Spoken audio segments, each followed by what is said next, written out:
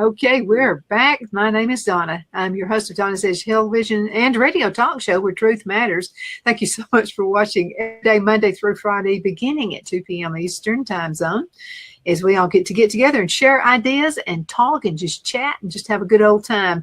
You can find us on television. That's Abundance Television, found on Roku, Apple TV, and Amazon Fire. And don't forget the podcast on thenewscasters.com, and the biggest country giant station there is in South Carolina, WZLA.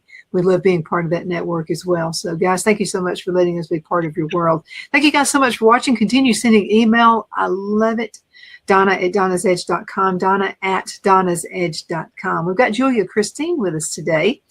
And so we've had a new year, and we've talked, the last time she was on the show, we were talking about how to set goals and that kind of thing. And man, that's a huge eye opener for me. I'm just telling you, nature. I mean, nature tells us, right? Nature tells us when we've had too much sweets too. Absolutely. You get a headache, right? Yeah, absolutely. Listen to that. I can't live off of lettuce either. So my body wants me to have a balance. So this is what I love to do. Let's talk a little bit about sugar intake, because I think, a lot of folks are getting dementia, Alzheimer's, and those kinds of things. And it could be the sugar intake they took. But I will tell you this, my mother we grew up watching her drink Tabs. You remember the Tab Colas? Mm-hmm. They were the first sugar-free ones to come out. They were full of stuff not good for you. You're better off to drink sugar down Coca-Cola. Absolutely. Please do. Please do. Eat sugar. Don't eat sugar-free. Don't eat aspartame or any of those sugar substitutes. Please. That's literally scientifically, doctors will tell you, linked to other problems. Diet Coke. My mom will have one Diet Coke and she can't walk for a day because her knees are so swollen. And it's because of the crap that they put in there instead of having sugar. Please. But I'm on a honey kick. We have honeybees, and really? I love honey. I mean, it's good in every single thing. But now, buy local. It's better for you if you'll buy local. If you can find a beekeeper in your area, that's the best thing to do. Yeah, and you know what? The thing about honey is that if you can buy local, what you're doing actually is the pollen that the bees collect is the pollen that you're inhaling, right? Because it's local. And so you are less likely to be allergic and react to the pollen if you're eating and consuming the product of the pollen from your area. So you might notice a difference in your allergies or in, not huge. I'm not saying this is going to solve everything, but it will help. It will help. Well, that with a few other things. If you'll take ginger root, we grind it here. I put it in the coffee grinder, and it's real good to put in teas. I just like to eat it. I put it in, make a little solution every morning with it. Yeah. So anyway, just find out what works for you. Some people actually don't like chocolate, Julia. Can you believe it? What's wrong with these people? Well, I have a secret. I don't like milk chocolate.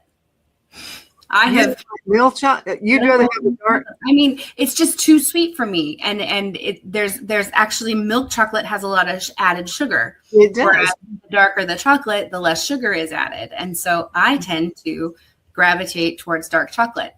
There's studies that dark chocolate is actually good for your heart, and so having a little bit of dark chocolate before I go to bed is not actually the worst thing in the world because there's not too much sugar, and it satisfies that little craving of a sweet before the day.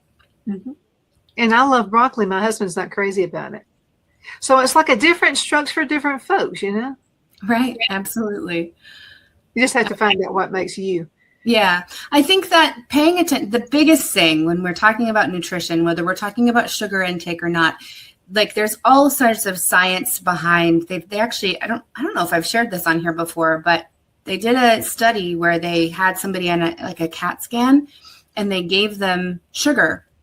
I think they injected it into their system, and the reaction in their brain was the exact same reaction as when they injected cocaine. Ooh. And that's literally the same reaction that your brain has. And if you think about a drug problem, you get to a point where you need more in order to get that hit, in order to get that satisfaction. And that's where people become addicts, because they just need more and more and more. And if you think about it, if that is actually literally the same reaction your brain is having, that's why you always want more. That's why you always increase it and increase it. It is true that you can be addicted to that sugar. That's why when you stop eating sugar, you get headaches and you detox, literally. Mm-hmm. And so just, as always, don't judge yourself. Give yourself a lot of grace and just do a little less every day. Just because you don't want sugar, as we've already said, doesn't mean go to the sugar-free aisle and get all the stuff that has all the fake stuff in it, because that's not good for you either. Really look at the packaging of everything you're buying. Corn syrup is not good for you. Try to avoid things with high fructose corn syrup or corn syrup in general. Go more towards things with natural sugar in it, not the corn syrup. And we can go into why later, but if you can't pronounce the majority of the things in your ingredients list, I highly recommend putting that thing down. Find other things or make it yourself. If you are addicted to ice cream, guilty, make it yourself, because then you know what's going in it and you're not getting all the preservatives. And honestly, it tastes better and it's not hard to do. It just takes a little bit of extra time. So there are ways to reduce your sugar intake and still have sugar, still have that sweet craving satisfied. And like we said last time, doesn't mean you have to give it up forever. It means you don't have it every day. It means you don't have it all day. It means you have it before bed or you have it a few times. You know, I bake like crazy and I go from party to party and everybody literally expects Julia to have brought dessert. And so it can be challenging because I'm constantly around sugar. And at the same time, I'm good because I know I don't need it that day or whatever. And you get to a point where you build up a kind of like a tolerance away from it. And then there are days when I'm like, I want a piece of this. This is my favorite thing that I make. I'm going to eat this. And it's delicious. And I enjoy it. And then I don't hate myself for it because I don't do it all the time. Yeah, but your body adapts to things. There was a time that I had to have everything like super sweet. I mean, I would want the richest desserts, the richest, and I can't do it anymore. I mean, so there was a bakery, and it was a wonderful bakery. We're living in Charlotte, just right down from the TV station. And this woman made, they looked like they would appear in a magazine, desserts. And her husband was a doctor in Charlotte. But anyway, she opened up a bakery. But I'm going to tell you what, I went on ahead and got a pie. It was a piece of her pie. It was so sweet. I literally thought the top of my head was going to come off. And just with one bite, literally, you know, because I'm not used to eating that much sweet. And when I bake cookies and cakes, sometimes I don't put as much sugar as the recipe calls for. You have to kind of play around with that. Sometimes that can alter the way the whole thing turns out. Yeah. There are certain things that you can do. You can put, you know, something light on your cake instead of icing. I mean, there's so many things fruit on top of it's always good. But there are things that you can do. Let's talk a little bit more about relationships, because we had a lot of emails coming in about Christmas, not so good with the mother-in-law, not so good with the daughter-in-law, not so good with that, you know. But about relationships as a whole, how can we learn to get along with each other? I am an Auburn fan. I took some hydroponics classes through Auburn University. My husband is a huge Alabama fan. Well, it's kind of known in the state of Alabama folks and Auburn folks don't get together. I mean, right. You just don't. You mean she's an Auburn fan? You know, it's kind of like that. Mm-hmm. But we found a way to make that work, you know. And but the older we get, we're not as much into it as we were, you know, before. But let's just talk about the differences that people have, and you can get along with each other. I mean, you really can. Right. And the thing is that, like, as far as like relationships and things like the Auburn versus Alabama thing, ultimately, as far as the person you were falling in love with, was that a big deal? Did that matter more than the person you were falling in love with? And the answer for you was no. And so that's where you were able to make it work and have your little fun bets and have a good time with your rivalry instead of allowing it to be an issue. For some people, that is so important to them in their life that it would be a block to being able to love that person. And that's okay. That's a completely different person. And that probably means that that's not the person for you and you move on. And so, but as far as we're all different, every single one of us, even an Auburn fan and an Auburn fan, They have completely different perspectives. And so they're going to see every single game very differently. I'm very into sports right now, and I love a good game. I am a huge Minnesota Timberwolves fan. I love them. I love them. And they played the Cavaliers last week, over the weekend. The Cavs played it was such a good game. My boys lost. And I didn't care because the game was so good. You know what I mean? And I was so impressed with the players on the other team because they were making amazing plays. That's me. There are other people who would be furious with me because I was okay with the Timberwolves loss. Do you know what I mean? And so we're all different and we all have different perspectives. How does that relate to relationships? It's very important to keep that in mind because the differences allow us to either expand our point of view or to just get firmer in our own beliefs. And what I mean by that is I've talked to other people who are diehard fans and they're like asking me, how are you okay with a loss like that? And I say, while I love the Timberwolves, I'm fascinated with the game. Those men made amazing plays. I was so impressed with them. Just as much as I'm impressed with my own team. Did I want my team to win? Absolutely. But the love of the game is more important to me. And I was able to give that person a different perspective. And it was like, you know what? You're right. Those were amazing plays.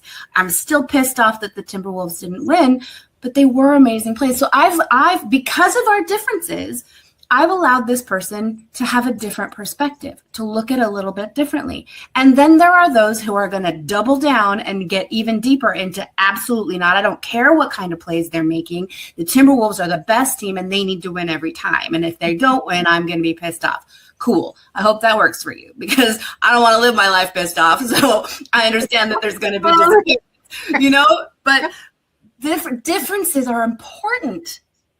Okay, I got to give you another scenario. You're going to love this one. Okay, so Phil hadn't been married that long. And Right. so we're getting ready we shake hands because no one's going to be ticked off the other one. But I think it was like the third year we were married. And I was actually rooting for Alabama. I didn't know whether to tell him or not. But Right. like he's going to rub it in my nose, So anyway, he said, you don't seem to be rooting for your team too much. And I said, okay, I really want Alabama to win this time. And he said, what's wrong with you? You turning into an Alabama fan? And I said, no, I'm still an Auburn. I said, but we're in the state of Alabama and Auburn has no shot at winning the national championship. And so I would rather see Alabama win the national championship. So I'm rooting for them. But now I have other family members who would rather see Alabama win and whoever's playing for Auburn. I mean, and I would say even Notre Dame. So if Notre Dame were playing for Auburn, you would be rooting for them. To me, that is so unhealthy. You need to look at You're so funny. Now think about this. You got to look at the better part. It would be better to me for Alabama to win. In my mind. Because they're representing the state. It's okay that other people see that differently. And that's what makes us different. And as I was saying, differences are so important. They're literally what allow us that challenge, that back and forth of trying to understand the other person is so important. The problem comes in when we feel like we have to convince the other person to see it our way. If everybody saw things the same way, it would be the most boring place Earth would be so boring because there wouldn't be contrast. There wouldn't be things that sparked your curiosity or that shifted your perspective a little. And that diversity is so important. You don't want everybody on your block to look the same. You don't want everybody to listen to the same music. The differences in music is what challenges music to progress. It sparks creativity. It sparks imagination. Seriously, when you don't see eye to eye with somebody, let go of the idea that they have to see it your way. And all of a sudden it becomes interesting. All of a sudden it's like, wait, I'm curious. Donna, I loathe the book Wuthering Heights. I love talking to people about Wuthering Heights because it's like, how on earth can you love that book? I do not understand it. They're the most hateful characters ever written. And at the same time, I love hearing why other people see it differently. I'm not trying to change your mind. You like the book. I don't. Cool. It's not the end of the world. The thing is I'm fascinated how you can find that a love story when they have nothing but hate for each other. You know what I mean? Like, and it feels sometimes like we're reading two different books.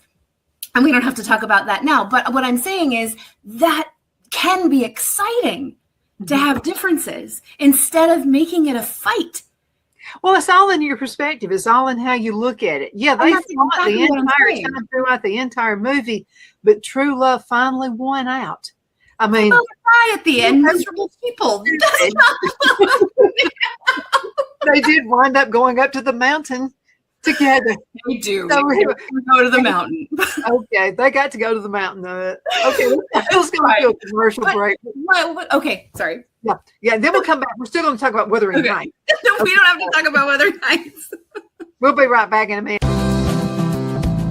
Twin City Used Car Sales has been serving drivers in the Northeast Alabama area for years with a quality selection of late model used cars, SUVs, and pickup trucks.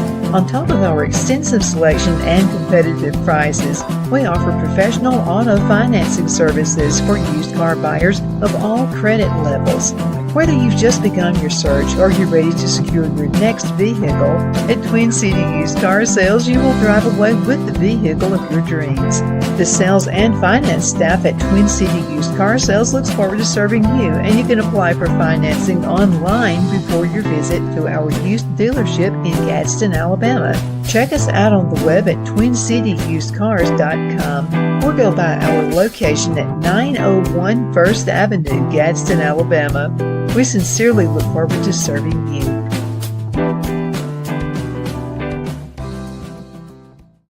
Okay, we're back. My name is Donna, and I'm your host of Donna's Edge television and radio talk show where truth matters. Julia Christine is with us right now. By the way, when we're on break, Phil thinks the movie's the dumbest movie he's ever seen. It's not even. Thank you, Phil. No, but he thinks it's not worth even talking about. That's the point. But that's the thing is that I find it fun. And you said something right before the break. You said it's all about your matter of perspective. And that is the point. That is the key. Mm-hmm. When you are in dialogue with someone and you're in an argument because you see things different, this happens all the time on Facebook. This happens all the time about politics and about all of this stuff. Allow yourself to let go of the idea that you are right and they are wrong. Even if you still believe that that's true, allow yourself to shift your perspective about what that even means. I'm not saying see it their way. I'm saying allow it to be okay that you don't see things the same way. That in having a calm and peaceful conversation, you might learn something and they might too.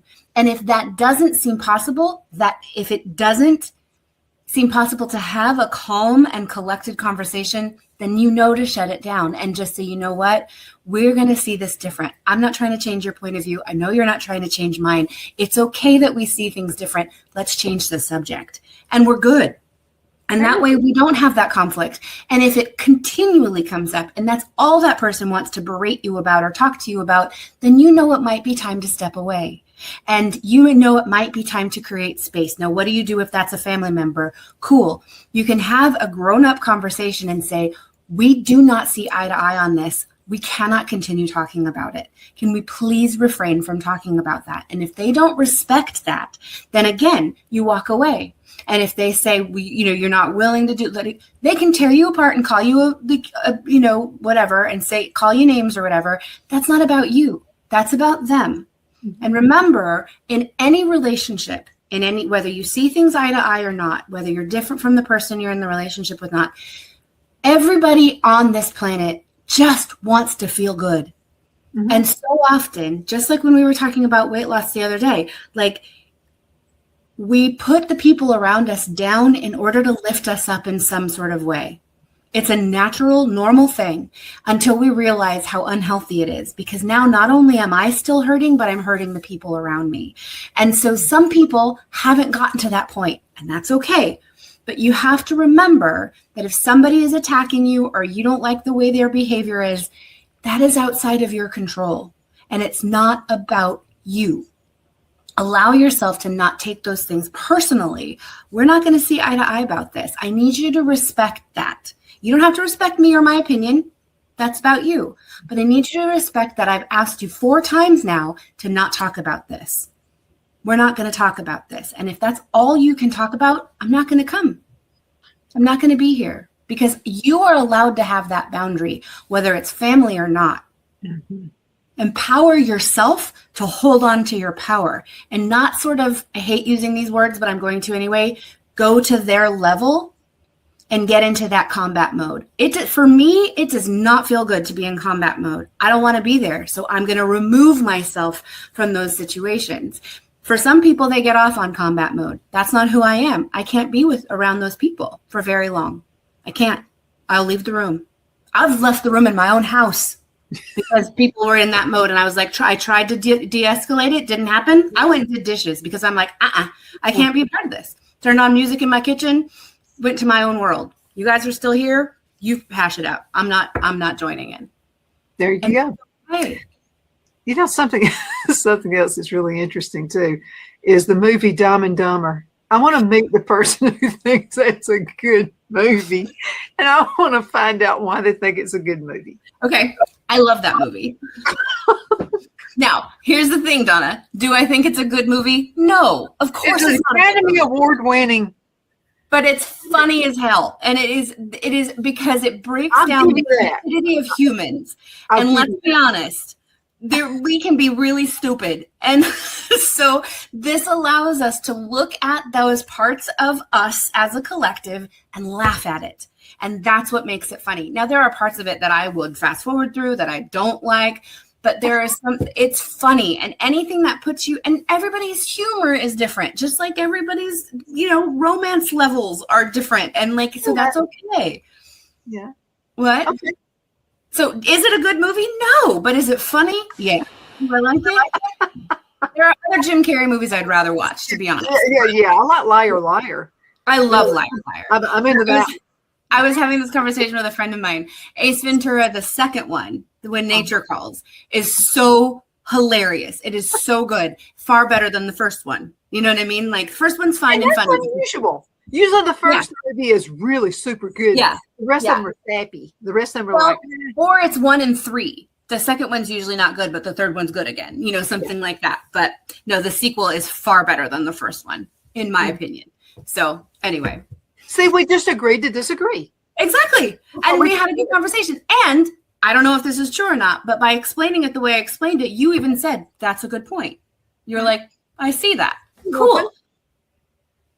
And if not, if you're like, no, still I think it's the stupidest thing around, cool. You're entitled to that opinion. You know what I mean? No, I'm going to listen. And let me tell you something else. With getting older, I mean, when you start aging more, and I've heard this adage, my granddad used to say this all the time, there's no fool worse than an old fool. And he would say that all the time. And I would say, exactly what do you mean by that? And he would say, times change. You have to adapt. Absolutely.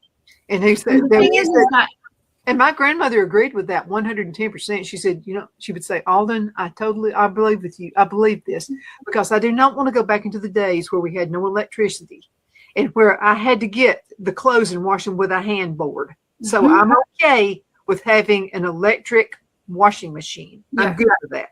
Yeah. Well, And the thing about an old fool, what I was thinking initially was like, okay, well, but what makes a person a fool then? And I think the reason why there's nothing as bad as an old fool is because they've had longer to dig their feet in the sand.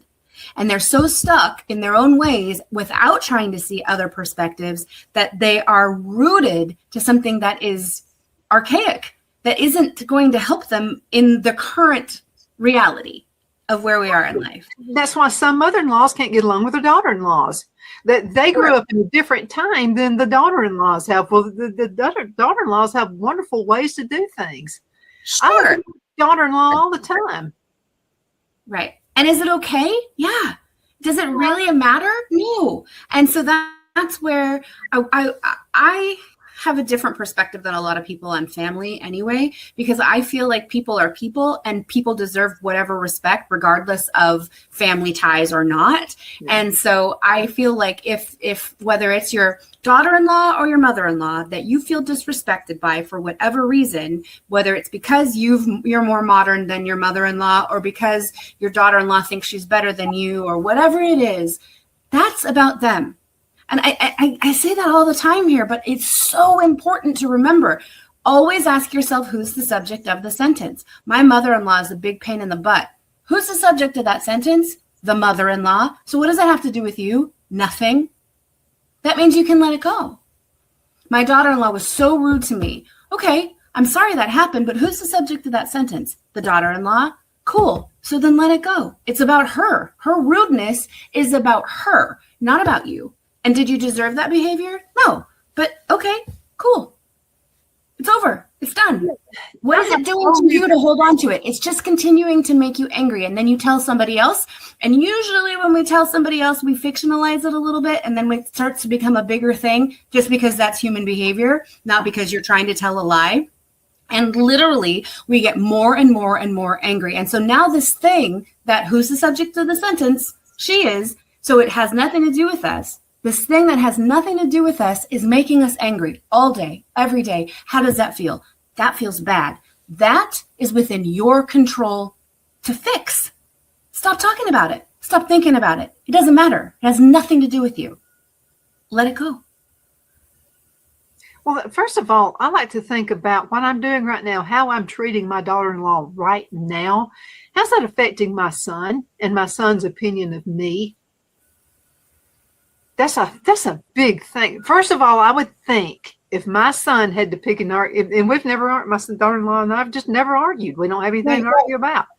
We just get along with each other. We want to get along with each other because her husband to her and my son to me is the most important thing. Okay. Right.